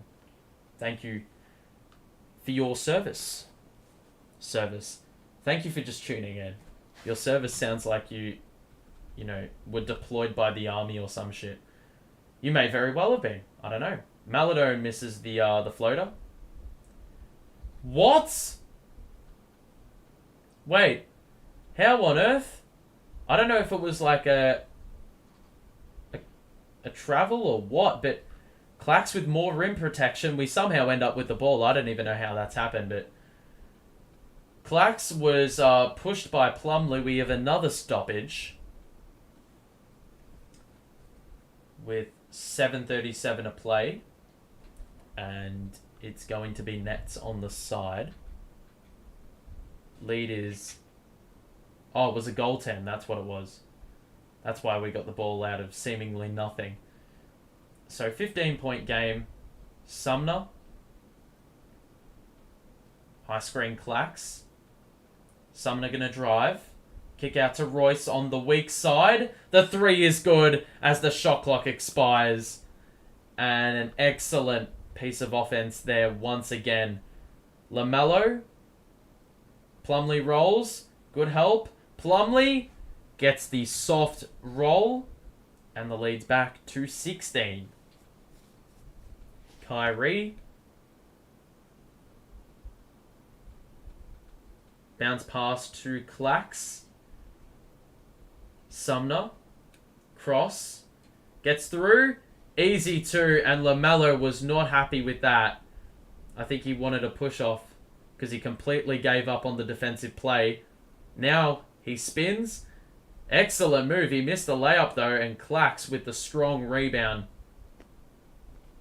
And now Royce will, in theory, slow it down. Nope. Kyrie for 3. I reckon there would have been a timeout right there if he made that. It was very close to going down.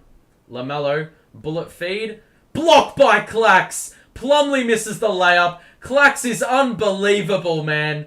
Corner for Royce. 3. Good! Call the timeout. That's it. Clax is unbelievable, man. He's unbelievable. Man, Rozier looked like he was just going to get an absolutely easy uncontested layup under the basket, but the man just came out of nowhere, swatted that shit out of there, transition buckets for days. And look, if there's one way we want to go out, I could look like an absolute clown. Like an absolute right clown. But the stream is going to end here, unfortunately, because I've got to head off. But, look, I'm hoping that we win this game. 21 up with 6 minutes left. It could very easily age terribly, but I'm going to head off now. Thank you for tuning in, everyone. Make sure to show your support on the way out and subscribe if you want to stay notified. They knew you had somewhere to be. Nets with an assist to me. Yep. 100%, mate. Thank you for tuning in as per usual, everyone. If you haven't reached the new year yet, Happy New Year. And Happy New Year anyway to everyone involved. Hopefully there's some bigger and better things involved with regards to the channel in the new year. So, yeah. All your support is much appreciated. The month of December, it was absolutely immense. We will see you in a couple days' time once again. And that'll do it. Thank you. Have a good one. We'll see you soon. And hopefully the Nets don't choke this one. Alright. Have a good one.